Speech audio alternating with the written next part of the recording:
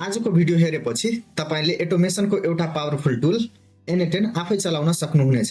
कल्पना गर्नुहोस् तपाईको वेबसाइटमा कसैले फर्म भर्दा अटोमेटिकली गुगल सिटमा सेभ हुन्छ, त्यसको नोटिफिकेसन तपाईको टेलिग्राममा पनि आउँछ। यो सबै सम्भव हुन्छ बिना कुनै कोडिङ, बिना कुनै म्यानुअल इफोर्ट N10 को माध्यमबाट। आजको भिडियोमा म तपाईलाई स्टेप बाइ स्टेप देखाउने छु N10 मा साइन अप कसरी गर्ने, ड्याशबोर्ड कसरी युज गर्ने र यसको बेसिक नोट्सहरुको बारेमा कुरा गर्ने नै छु। यदि तपाई बिगिनर हुनुहुन्छ भने पनि चिन्ता लिनु पर्दैन, यो भिडियो पूर्ण रूपमा बिगिनर फ्रेन्डली नै हुनेछ। अब बुझौं N10 के हो। N10 एउटा यस्तो एटोमेसन टुल हो जसले तपाईको दैनिकी रेपिटेटिभ कामहरुलाई अटोमेटिकली गरिदिन्छन्। सीधा भाषामा भन्नुपर्दा एक एपमा भएको कामहरु अर्को एपमा आफै जान्छन्।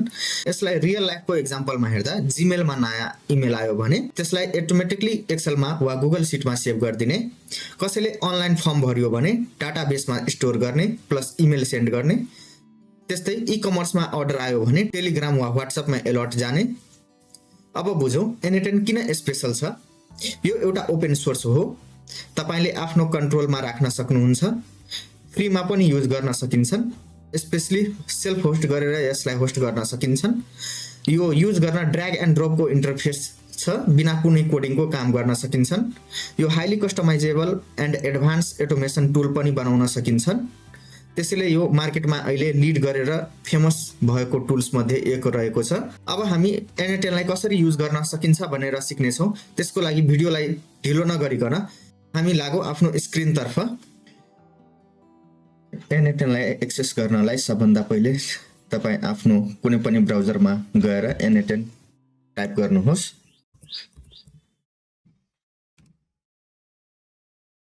तपाईले देख्नु भएको पहिलो लिंकमा क्लिक गर्नुहोस्। N10 तपाईको खुल्नेछ। तपाईले यसको सब्स्क्रिप्सन लिनु पर्ने हुन्छ। तर यो 14 दिनको लागि फ्री ट्रायल पनि युज गर्न सक्नुहुन्छ। यहाँबाट हामी यसको सब्स्क्रिप्सन हेर्न सक्छौं। मिनिमम स्टार्टिङ प्राइस यसको 20 युरो को स्टार्टिङ प्राइस रहेछ। त्यसपछि pro plan, business plan, enterprise plan, यसैगरी चारवटा यसको प्लानहरु रहेको छ। अब पहिला हामी फ्री ट्रायलको लागि हामी यहाँबाट साइन अप गर्ने छौं।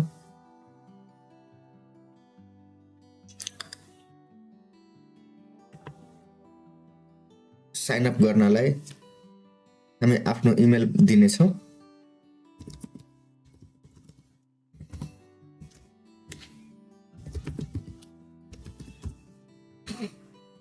सबमिट गरेपछि हामीलाई यसले लिंक पठाउने छ, भेरिफिकेसन लिंक आउँछ। हामीलाई N10 को भेरिफिकेसन कोड आएछ। हामी यहाँबाट पनि डाइरेक्ट इमेल भेरिफिकेसन गर्न सक्छौं।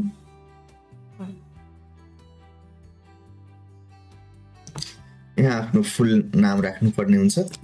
म आफ्नो नाम राख्छु। पासवर्ड राख्नु पर्छ।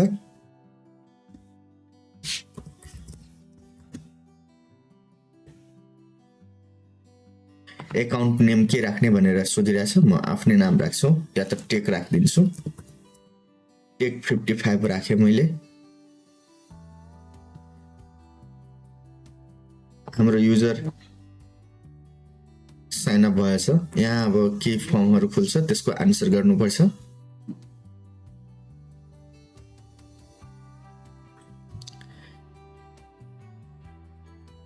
What size of your company? Only me. What team are you on?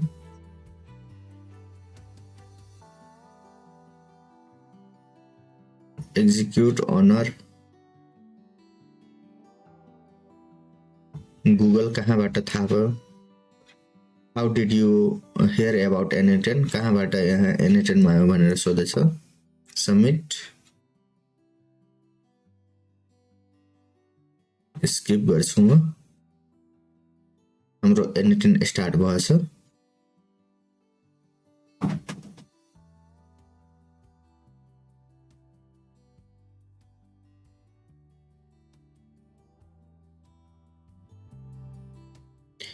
हामी यहाँबाट स्टार्ट फ्रम स्क्रैच पनि गर्न सक्छौं।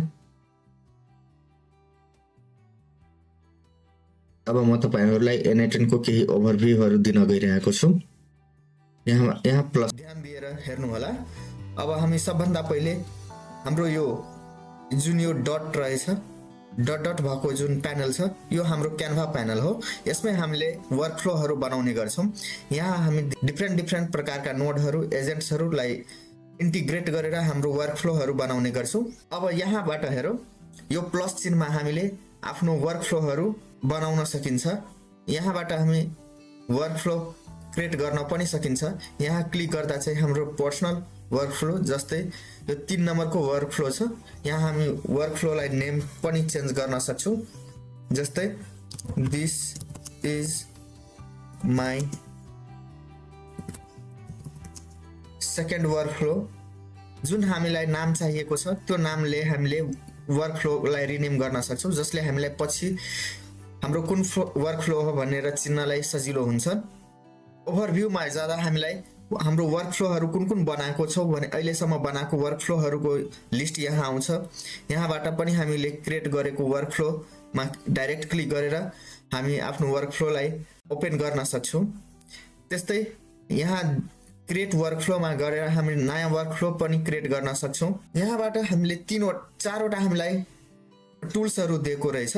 यो 4वटा टुल्समा हामीले यहाँबाट हाम्रो जुम इन जुम आउट भएको वर्कफ्लोलाई एकै क्लिकमा हामीले फिट टु स्क्रिन गर्न सक्छौं, जसले हामीलाई ठिक्कको साइजमा हाम्रो स्क्रिनमा वर्कफ्लोहरु आउँछ। यहाँबाट चाहिँ हामी जुम इन गर्न सक्छौं, यहाँबाट जुम आउट गर्न सक्छौं। तल माथि गर्नलाई हामीले यसलाई युज गर्छौं। यो युज गर्नलाई हामीले किबोर्डको स्पेस थिचेर पनि क्लिक गर्न सक्छौं। अब यो साइडमा हामीलाई प्लस चिन्ह देखाएको छ। यो 3-4वटा जुन टुल्सहरु देखाएको छ, यो प्लसमा गएर हामी नोट्सहरु एड गर्न सक्छौं। यो नोट्सको बारेमा म अब केही तपाईहरुलाई जानकारी दिन गइरहेको छु। सबभन्दा पहिला हाम्रो आउँछ ट्रिगर नोड। ट्रिगर नोड के हो भने हामीले पछिल्लो भिडियोमा पनि हेर्यौं। यहाँबाट अब केही त्यसको सर्टमा बुझौं। ट्रिगर नोड कामलाई स्टार्ट गर्नलाई युज हुने जुन हाम्रो टुल्स छ त्यसलाई नै हामी ट्रिगर नोड भन्छौं। यो सबभन्दा पहिला आउने नोड हाम्रो ट्रिगर नोड नै छ, जसबाट काम सुरु हुन्छ। योमा हामीले डिफरेन्ट प्रकारको नोड्सहरु एड गर्न सक्छौं। अब जीमेल बुझौं। हामीले कसैले इमेल रिसिभ भयो भने केही काम गर्नु भनेर हाम्रो वर्कफ्लोलाई दिएको हुन्छौं। त्यसको लागि सबभन्दा पहिला हामीलाई जीमेलको आवश्यकता पर्छन्। त्यही भएर हामीले यो जीमेलको युज गर्छौं। त्यस्तै अब अर्को हेर्नु पर्दा मानौ कुनै हाम्रो वेबसाइटमा फर्म फिलअप गराउनु पर्ने छ, कुनै सर्भे गरिरहेछौं जुनमा केही कुरा हामीले लेखेको छौं। यदि यो नोडमा कसैले यो ट्रिगरमा कसैले फर्म फिलअप गर्यो भने यसलाई यो प्रकारको इन्फर्मेसन दिनु भनेर हामी एड गरेको हुन्छौं। जस्तै मानौ कुनै वेबसाइटमा हामीले साइन अप गर्यो भने उसको साइन अप कुनै ठाउँमा हामी क्लिक गरायो, हाम्रो वेबसाइटमा केही कुरा छ, कुनै ठाउँमा कसैले क्लिक गर्यो भने त्यसलाई यो कुरा देखाउनु भने हामीलाई युज गर्नुपर्ने हुन्छ भने त्यहाँ हामीले क्लिक नोडको युज गर्छौं।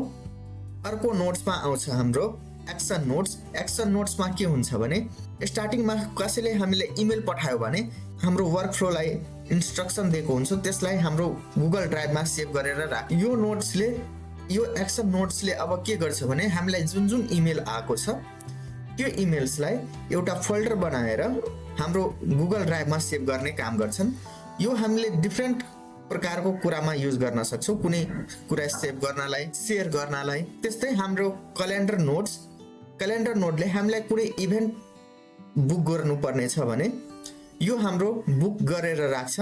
यसले देखाउँछ भने यो डेटमा हाम्रो यो इभेन्ट बुक भएछ अनि यसले चाहिँ अलर्ट पनि पठाइदिन्छ। त्यस्तै अर्को नोट योमा बुझ्नु पर्दा कसैले हामीलाई इन्क्वायरी पठाएको छ भने त्यसलाई इन्क्वायरीको आन्सर दिनु पर्यो भने यो हामीले इमेल मार्फत। अब हामी बुझौं युटिलिटी नोड।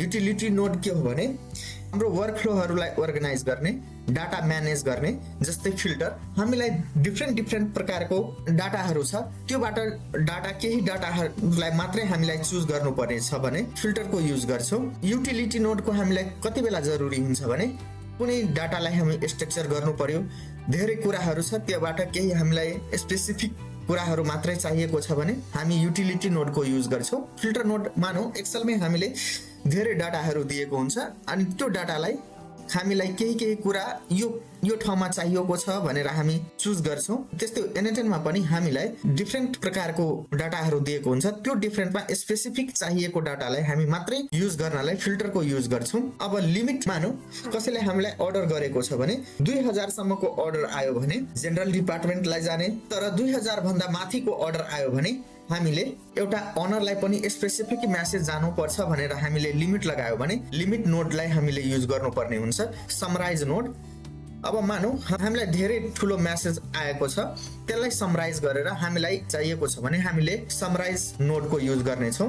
अब त्यस्तै बुझौँ, कोड नोड एउटा यस्तो नोड हो जसले टेक्निकल पर्सनहरू जस्तै कोडिङ गर्ने मान्छेहरू आफ्नो कोडिङको अकर्डिङ वर्कफ्लोहरूलाई ढाल्न सकिन्छन्। कोडको माध्यमले आफूलाई चाहिएको स्पेसिफिक कुनै वर्कफ्लोहरूमा कस्टमाइजेसन गर्नुपर्ने हुन सक्छ, त्यसको कोडको माध्यमले आफ्नो वर्कफ्लोहरूलाई बनाउन सकिन्छ। त्यसमा युज हुने नोडहरू जाभा स्क्रिप्टको माध्यमले पनि आफ्नो वर्कफ्लोहरूलाई बनाउन सकिन्छ।